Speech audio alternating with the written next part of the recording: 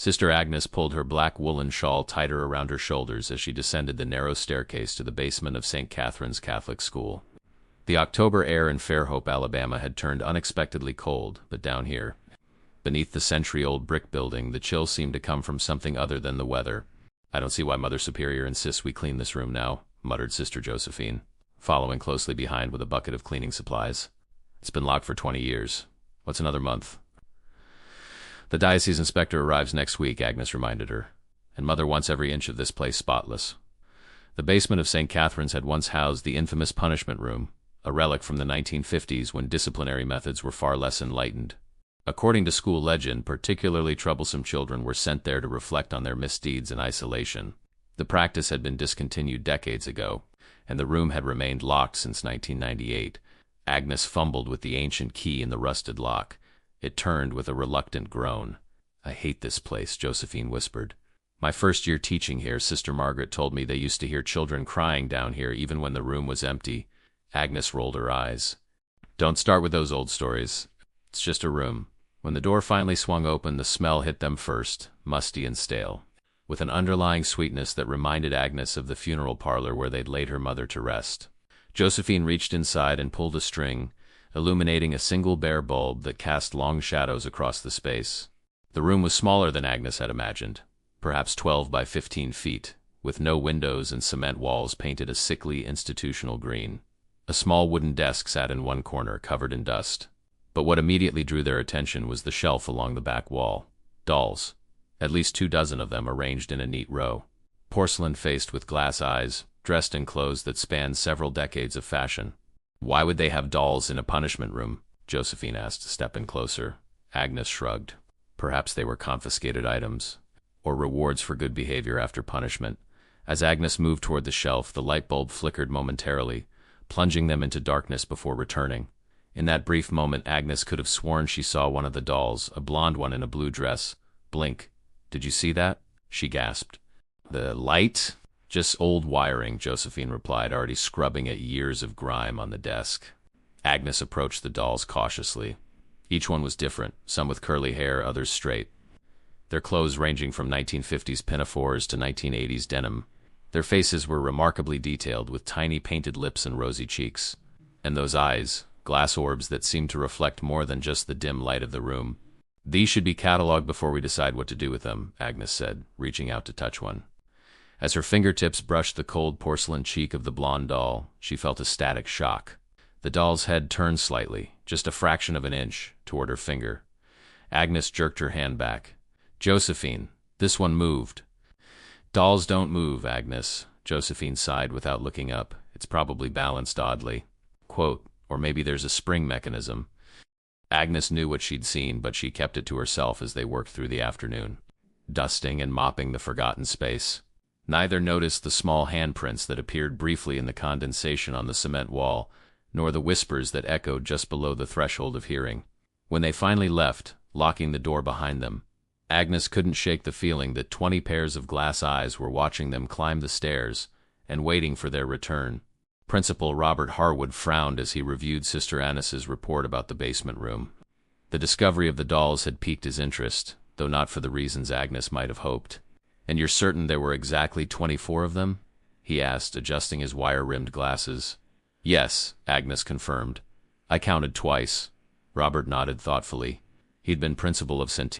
Catherine's for only 3 years, but he'd made it his business to learn the school's history, even the darker chapters that many preferred to forget. 24 dolls.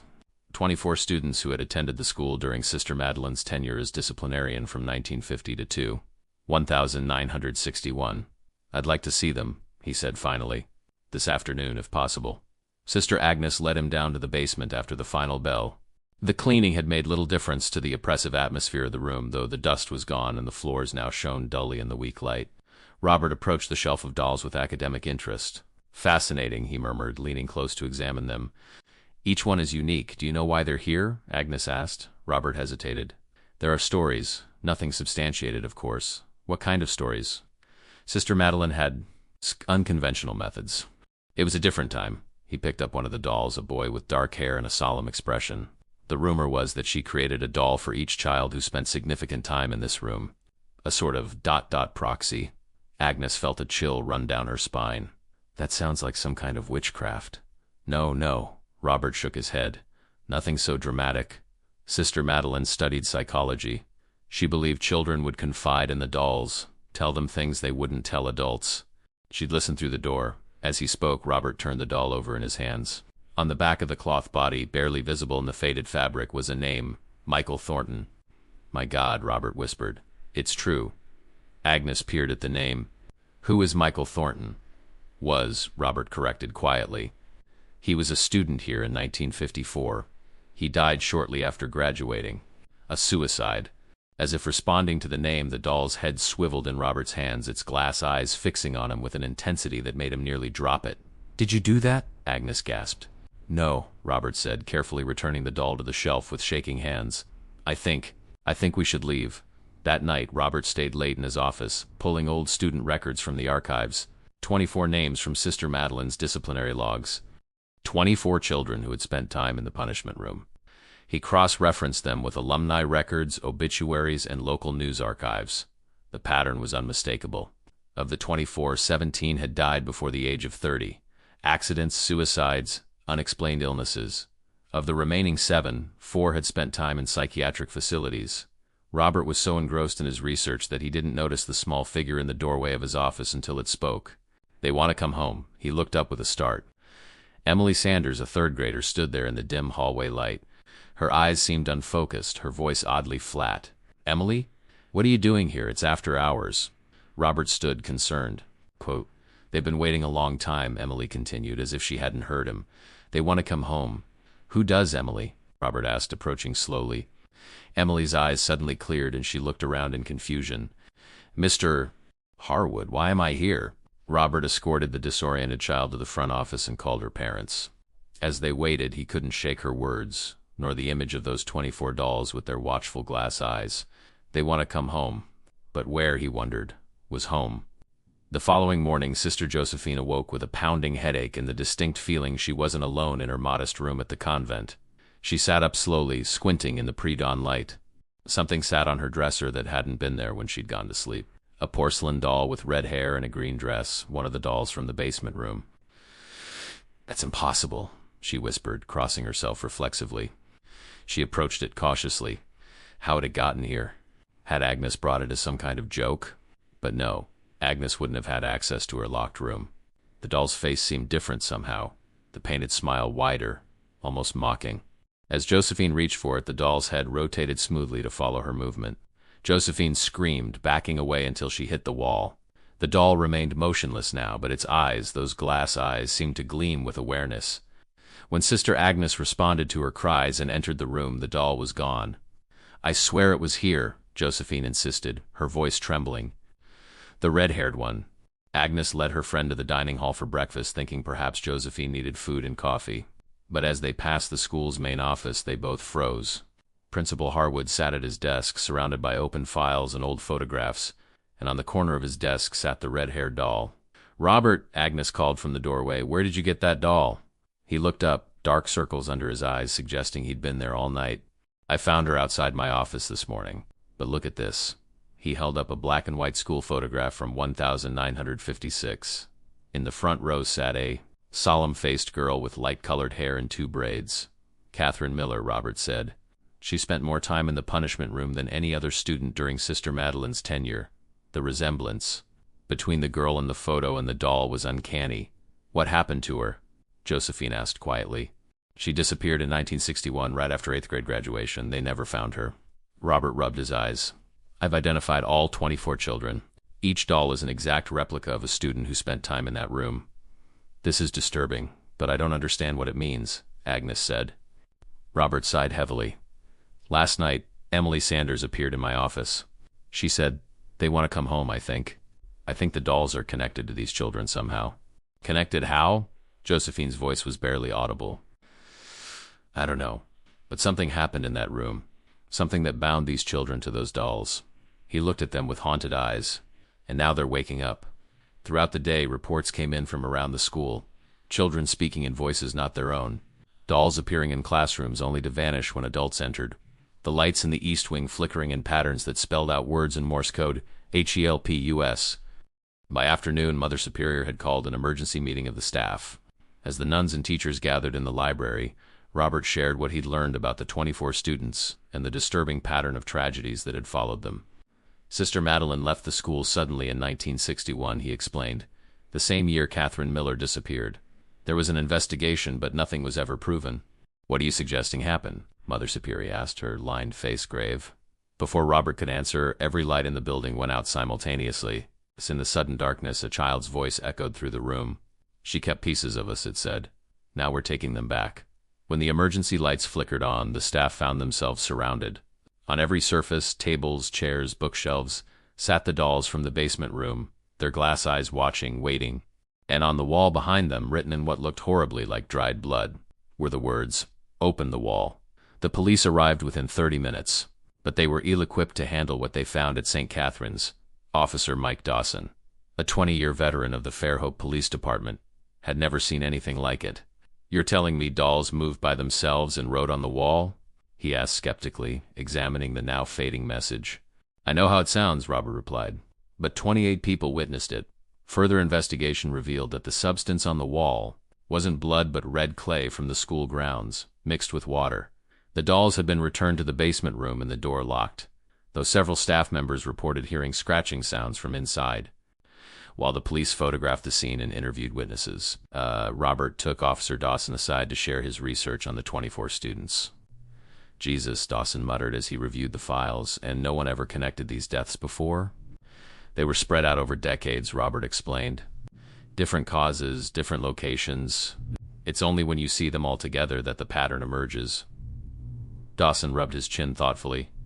"My father was on the force when the Miller girl disappeared. He always said there was more to that story than came out." "What do you mean?" Sister Madeline was questioned extensively. There were rumors she'd been seen with Catherine the night she vanished. But the church closed ranks, and eventually the case went cold. Dawson hesitated. "There's one more thing." The message said open the wall.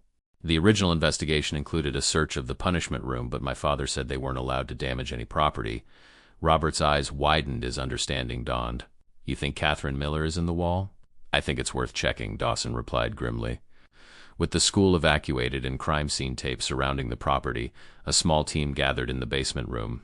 Robert's sisters, Agnes and Josephine, Officer Dawson, and 2 crime scene technicians stared at the green cement walls of the punishment room. "If I were hiding something," Dawson said, tapping the walls methodically with a rubber mallet, "I'd put it ... double quotes. He paused as one section produced a distinctly hollow sound.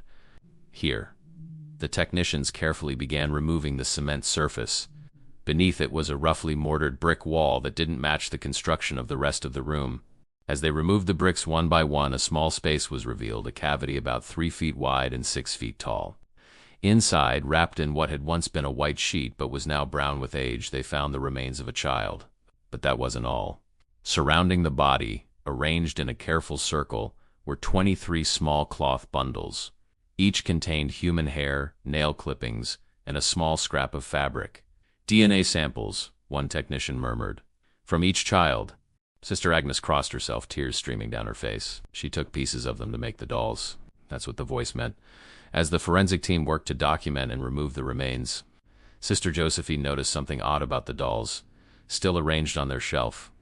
"Look," she whispered to Robert. "Their eyes." One by one, as each bundle was removed from the wall cavity, the corresponding dolls' glass eyes dulled, the unnatural gleam fading until they were just ordinary dolls once more. All except one. The blonde doll in the blue dress, the one Agnes had first seen move. Catherine Miller's doll. His eyes remained watchful, alert, as the sheet-trapped remains were gently placed on a stretcher. As the body passed the shelf of dolls, Catherine's doll moved for one last time, its porcelain hand raised slightly, as if in farewell before falling still forever. The discovery at St. Catherine's made national headlines. "Nuns' dark secret uncovered after 60 years," screamed the tabloids, while more respectable papers focused on the tragedy of Catherine Miller and the disturbing pattern of deaths among the punished children. DNA testing confirmed what they already suspected. The remains belonged to Catherine Miller, who had died from a blow to the head before being sealed behind the wall.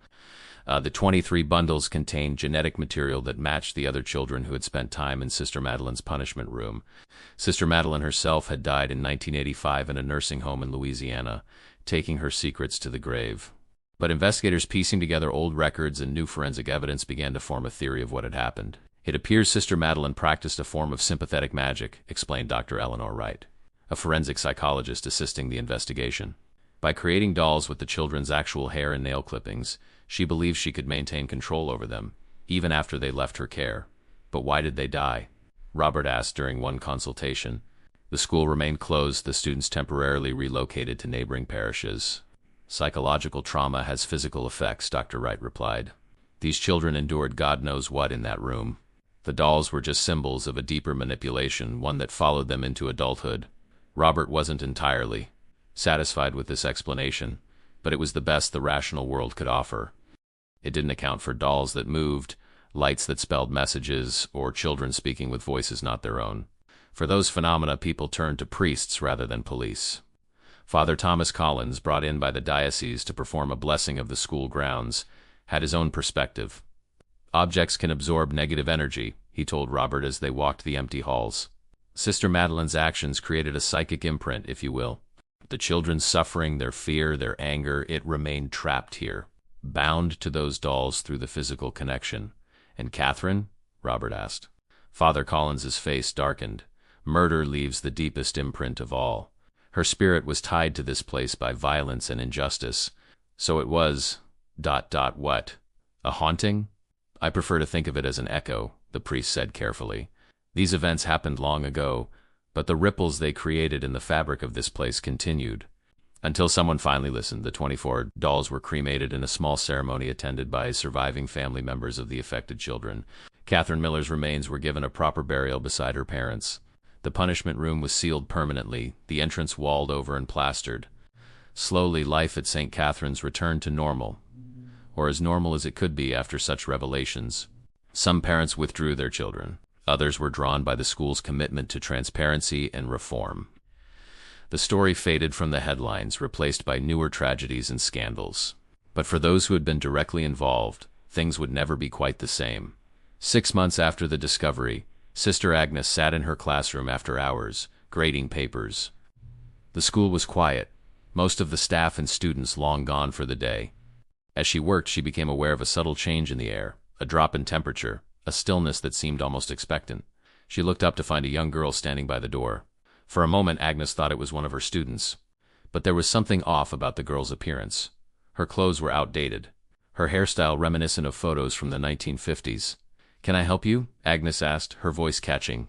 The girl smiled sadly. "It's not finished," she said in a voice that seemed to come from everywhere and nowhere. "There's one more." Before Agnes could respond, the girl vanished, not walking away but simply ceasing to be there like a light switched off. Agnes rushed to Robert's office, her hands shaking as she recounted what she'd seen. "One more what?" Robert asked, his face pale. "One more doll? One more body?" "I don't know," Agnes replied, "but I think it was Catherine Miller." That night, Robert couldn't sleep. He returned to the school and sat in his office, surrounded by the case files he couldn't bring himself to put away. One more. What had they missed? He reviewed the list of 24 names again. 23 children who had survived their time in the punishment room, only to be haunted by it until their premature deaths. And Catherine, who never left at all. But what if there had been another child, someone not recorded in Sister Madeline's meticulous logs? Robert began searching through older records, class rosters, admission forms, anything that might reveal an overlooked connection. As dawn approached, his eyes gritty from exhaustion, he found something. A notation in the margin of a 1960 attendance record. Julia Harwood, withdrawn due to illness. Harwood, his own last name. A coincidence? Robert had been adopted as an infant. His parents, now deceased, had never hidden this fact from him, though details about his biological family had been scarce. Could there be a connection? He drove home and retrieved his adoption papers from his safe. The name of his biological mother was listed, Margaret Calloway, not Harwood. But there was something familiar about the name. Back at school, he searched for records of Margaret Calloway and found she had been a student at St. Catherine's from 1958 to 1961, and in Sister Madeline's disciplinary logs. Her name appeared repeatedly, though not among the 24 children associated with the dolls. She was pregnant, Robert whispered to himself, the pieces falling into place. She was pregnant, and they sent her away. He called Agnes immediately. "I need to know if there was a 25th doll," he said without preamble. "One that might have been missed or removed before you found them." Agnes promised to check, though she couldn't imagine how they could have overlooked one. But when she returned to the locked storage room where the dolls had been kept before their cremation, she found something disturbing. The seals on the evidence bags had been broken. Inside, where 24 dolls should have been, there were now only 23. The blonde one is missing, she told Robert. Catherine's doll. As they tried to make sense of this development, Officer Dawson called with news that changed everything. "We've been going through Sister Madeline's personal effects," he explained. She kept journals. According to her entries from 1960, Margaret Calloway was pregnant by another student. Sister Madeline discovered this and subjected her to extreme punishments. "And the father?" Robert asked, already suspecting the answer. "Michael Thornton, the boy whose doll had moved in Robert's hands. The boy who had later died by suicide." "There's more," Dawson continued. "Margaret gave birth in secret. Sister Madeline arranged an adoption through the church. The baby's name was Robert." The revelation that he was connected to St. Catherine's most tragic chapter left Robert reeling. He was the son of Margaret Calloway and Michael Thornton, two of Sister Madeline's victims. In a twisted way, his lifelong fascination with the school's history had been drawing him back to his origins. "It can't be coincidence that I ended up as principal here," he told Agnes as they sat in his office. "Something wanted me to find the truth." "Or someone," Agnes replied softly. "Catherine's spirit led us to her remains. Perhaps she wanted justice not just for herself, but for all of Sister Madeline's victims, including your parents. But the missing doll troubled them both. If Catherine's spirit had been laid to rest, why had her doll disappeared? And what did it mean that Agnes had seen her ghost with a warning about one more? The answer came 3 nights later when Robert awoke to find Catherine Miller standing at the foot of his bed. She looked more solid than Agnes had described, almost alive but for the faint glow that surrounded her. "She's still here," Catherine said, her voice echoing strangely in the dark room. "Who is?" Robert asked, his heart pounding. "Sister Madeline. She never left." Robert sat up slowly. "But she died. Years ago." Catherine shook her head. "Her body died. But she put herself in a doll, too. The last doll. She's been waiting." As Catherine spoke, Robert became aware of something on his dresser. A doll he'd never seen before. Older than the others, with a stern face and black habit. A nun doll. "She wants to finish what she started," Catherine warned. "Break the circle. End the bloodline." Before Robert could respond, the doll moved. Not the subtle movements he'd seen before, but with purpose. It climbed down from the dresser and began walking across the floor toward his bed. Robert leaped up, but the doll suddenly shot forward with impossible speed, its porcelain hands reaching for him with unnatural strength. He fought it off, his hands slipping on the smooth surface as it clawed at his face. Catherine's ghost watched impassively, offering no help but continuing to speak. "She'd bound us to the dolls with pieces of ourselves, but she put more than a piece of herself in hers. She put everything." Robert finally managed to grip the doll and throw it against the wall. It shattered, porcelain shards scattering across the floor. But to his horror, the fragments began to reassemble themselves, drawn together by an unseen force. He ran from the room, Catherine's voice following him. "You can't destroy her that way. She's bound to this world by blood. Your blood." Robert drove to the school, certain the answer lay somewhere in the building's dark history. As he rushed through the empty halls, he called Agnes and Josephine, asking them to meet him. Something told him he would need their help before the night was over. In his office, he found the journals that Officer Dawson had provided, Sister Madeline's personal records spanning her years at St. Catherine's. He searched frantically for any mention of the nun doll or the ritual that had created it. On the final page of the last journal, dated June 1961, just after Catherine's murder, he found what he was looking for. "It is done. I have ensured my work will continue even after this body fails. The final vessel contains my essence, bound by the blood of 24 children and sealed with the sacrifice of the Miller girl. As long as my lineage remains, I remain. The circle must be unbroken." Robert felt a chill run through him. As long as my lineage remains, I remain. Was he, unwittingly, keeping Sister Madeline's spirit tethered to this world? The sound of breaking glass interrupted his thoughts. In the doorway stood the nun doll, its porcelain face cracked but somehow more alive than ever. Behind it floated Catherine, her ghostly form flickering like a candle in a draught. "You understand now," Catherine said. "She's your blood too, your great-aunt. The family connection Sister Madeline had exploited to bind the children to her will, it extended to him as well. His mother Margaret had been sent to the punishment room not just because of her pregnancy, but because Sister Madeline had recognized her own blood in the girl. As the doll advanced, Sisters Agnes and Josephine arrived, stopping short at the sight before them. "What in God's name?" Agnes began. "No time to explain," Robert interrupted. "We need to get to the punishment room, now."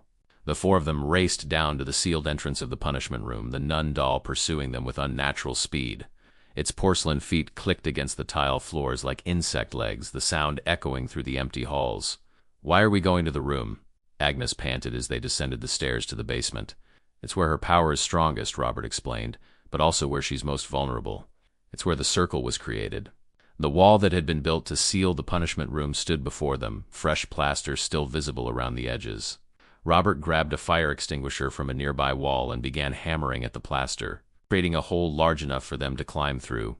Once inside the room, Robert turned to face the pursuing doll, which had stopped at the threshold. "It's hesitating," Josephine observed. "She doesn't want to come in." "Because this is where she died," Catherine's ghost said, materializing beside them. "Not in that nursing home in Louisiana. That was just her body. Her soul died here with me." The nun doll suddenly lunged forward, crossing the threshold with a scream that couldn't possibly have come from its porcelain lips. The sound was that of an old woman in torment, a soul in hell. "What do we do?" Agnes cried, backing away from the advancing doll. Robert remembered Catherine's words. "She's bound to this world by blood. Your blood." And the journal entry, "As long as my lineage remains, I remain." "I think I know," he said grimly. She bound herself to her bloodline. To me. That's why the dolls woke up when I came to the school. They recognized the blood connection. "So what does that mean?" Josephine asked, her voice shaking. "It means I'm the anchor," Robert said. "Cut the anchor," and she drifted away. He picked up a sharp fragment of brick from the hole they'd made in the wall. The nun doll seemed to understand his intention and launched itself at him with renewed fury. "No," Agnes grabbed his arm. "That can't be the answer." Catherine's ghost stepped between Robert and the doll, her form growing more solid. "There's another way," she said. "The circle can be broken by forgiveness." That's what she never understood. Love is stronger than blood. The ghost turned to the nun doll, which had frozen in place. "I forgive you, Sister Madeline," Catherine said clearly, "for what you did to me, for what you did to all of us." The doll trembled but continued to advance. It's not enough, Robert realized. It has to come from blood. He knelt before the doll, looking into its painted eyes. "I forgive you, Great Aunt. I release you from your hatred. I break the circle."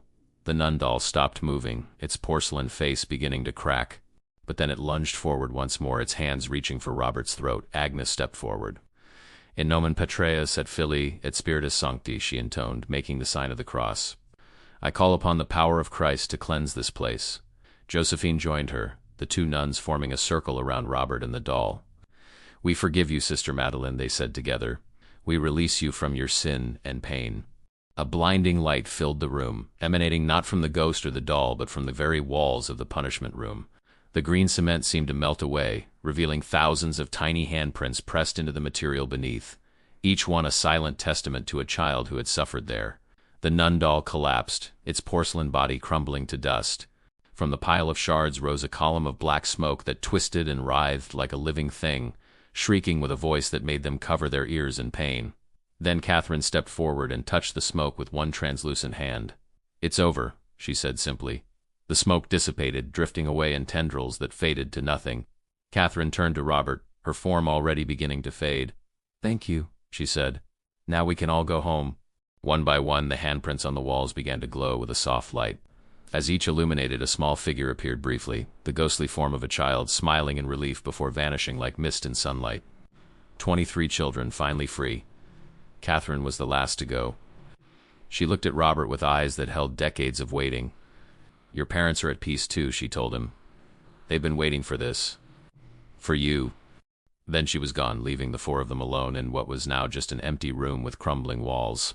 The aftermath of that night brought significant changes to St. Catherine's School. The diocese, faced with irrefutable evidence of Sister Madeline's crimes, commissioned a full investigation and formal apology to all affected families. A memorial garden was created on the school grounds with 24 trees planted in a circle, living monuments to the children whose lives had been damaged or cut short. Robert struggled with the revelations about his origins. He took a leave of absence to track down information about his biological parents. Margaret Calloway, he discovered, had eventually married and had other children. She was still alive, living in a retirement community in Arizona. Their reunion was awkward but healing. Margaret had been told her baby died at birth, another of Sister Madeline's cruelties. Learning that her firstborn had not only survived but had unknowingly returned to St. Catherine's to expose the truth seemed like divine intervention. Michael would be proud, she told Robert, showing him a faded photograph of his biological father. He was a good boy. What Sister Madeline did to him, to all of us, ... It broke something inside him. And in you? Robert asked gently. Margaret's eyes filled with tears. For many years, yes, but I found my way back to the light. Sister Madeline never understood that darkness can't consume you if you don't let it. When Robert returned to St. Catherine's, 3 months later, he brought with him a new perspective and a determination to transform the school's legacy. The punishment room was not merely sealed but excavated entirely, the space converted into a bright art studio where children were encouraged to express themselves freely. Sisters Agnes and Josephine remained at the school, though both had been fundamentally changed by their experiences. Agnes devoted herself to researching the school's history, ensuring that the truth would never again be buried. Josephine, who had once been skeptical of spiritual matters, became the school's unofficial custodian of memory, sharing age-appropriate versions of Catherine's story with students to emphasize the importance of compassion and speaking truth to power. For a time, things seemed settled. The ghosts had found peace. Sister Madeline's malevolent influence had been banished. The dolls were gone. But on the anniversary of Catherine's discovery, Robert stayed late at school, placing fresh flowers in the memorial garden. As he knelt by the sapling dedicated to Catherine Miller, he felt a familiar chill in the air. He turned to find a small girl watching him from the edge of the garden. "Catherine?" he asked, rising slowly. The girl shook her head. "I'm Julia," she said in a voice that sounded both young and impossibly old. Robert felt his breath catch. Julia Harwood, the name from the attendance record. The name his adoptive parents had given him, though he'd never known its significance before. "Who are you?" he whispered. "I was Sister Madeline's first," the girl replied, "before the others. Before the dolls. I was the template." Robert approached cautiously. Are you ... Are you still trapped here?" Julia smiled, but there was something wrong with her face. It seemed to shift between that of a child and something ancient, worn. "Not trapped. Watching. Waiting." "For what?" "For you to see the whole truth." Julia pointed to the freshly turned earth where Robert had planted bulbs around Catherine's tree. "Dig deeper." Before he could respond, she vanished, not fading like Catherine's ghost had done. But blinking out as if she'd never been there at all. Robert ran to his office and pulled out the oldest records of St. Catherine's he could find. In the founding documents from 1932, he discovered that the school had been established with a generous donation from the Harwood family, his adoptive family. After the tragic death of their daughter Julia, Julia had been Sister Madeline's niece, her first victim, the beginning of the circle. And as Robert stared at the faded photograph of a solemn girl with eyes too old for her years, he realized that what they had faced in the punishment room hadn't been the end of something. It had been only the beginning. The final piece of the puzzle fell into place on a rainy Tuesday in April, nearly a year after the discovery of Catherine Miller's remains. Robert had been summoned to the diocesan archives in Mobile to review documents that had recently been unsealed, personal papers of the bishop who had overseen St. Catherine's during Sister Madeline's tenure. Among them was a letter from Sister Madeline to the bishop, dated January 1932. "My dearest brother, the arrangements for Julia have been made as discussed. The school will serve as both memorial and atonement. What happened to her was a tragedy, but perhaps God has a greater purpose. The methods I have researched will ensure her spirit remains connected to this place and to our family line. Through the generations, she will guide us." Robert's hands shook as he read. Sister Madeline and the bishop had been siblings. Julia, the first victim, had been their niece.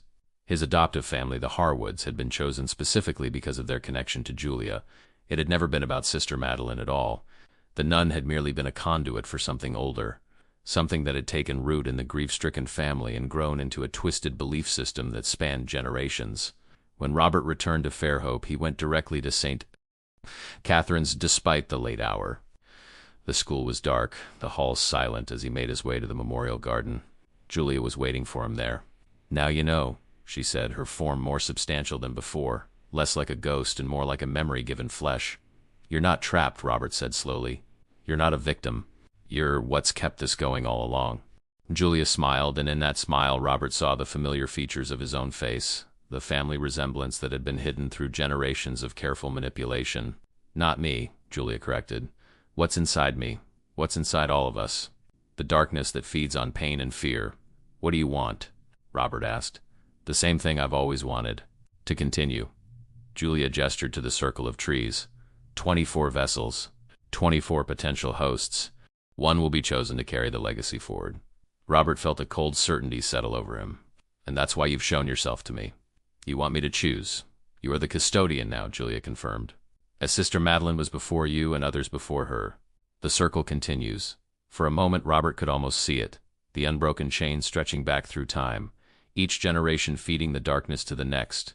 Disguised as tradition, as discipline, as necessary sacrifice. The punishment room had been only the most recent incarnation. No, he said firmly, it ends here. With me. Julia's expression hardened, her childlike appearance slipping to reveal something ancient and hungry beneath. You cannot break what has existed for centuries. The darkness must be fed. Not by me, Robert insisted. And not with these children. He pulled from his pocket a small object, a charred fragment of porcelain he'd retrieved from the ashes of the cremated dolls. Catherine's doll, the one that had disappeared and reappeared as a warning. Catherine showed us how to break the circle, he said, clutching the fragment tightly. Not with blood or pain, but with forgiveness and truth. Julia's form flickered, uncertainty crossing her face for the first time. You would defy your own blood, your own history? I would change it, Robert corrected. That's what Catherine and the others couldn't do. They were victims. But I'm not just a victim.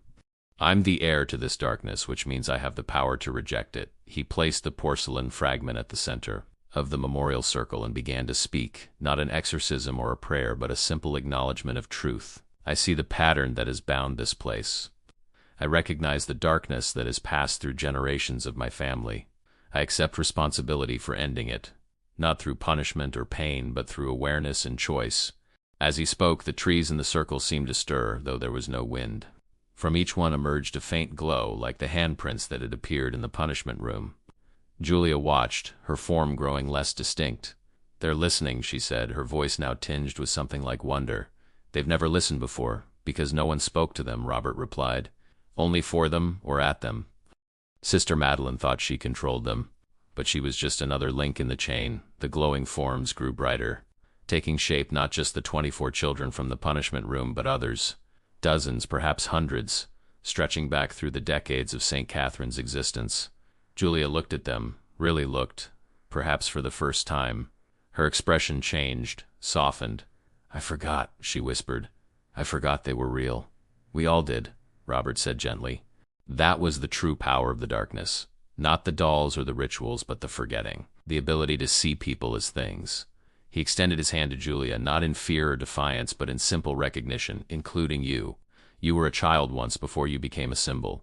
Julia's form shimmered, the ancient darkness that had clouded her features receding to reveal, for just a moment, the face of a young girl, confused, frightened, but present. She reached out and touched Robert's hand. There was no physical sensation, but Robert felt something pass between them, an acknowledgement, a release. Thank you, Julia said, her voice now purely that of a child, for remembering me. Then she was gone, truly gone. And with her, the weight of generations that had hung over St. Catherine's school.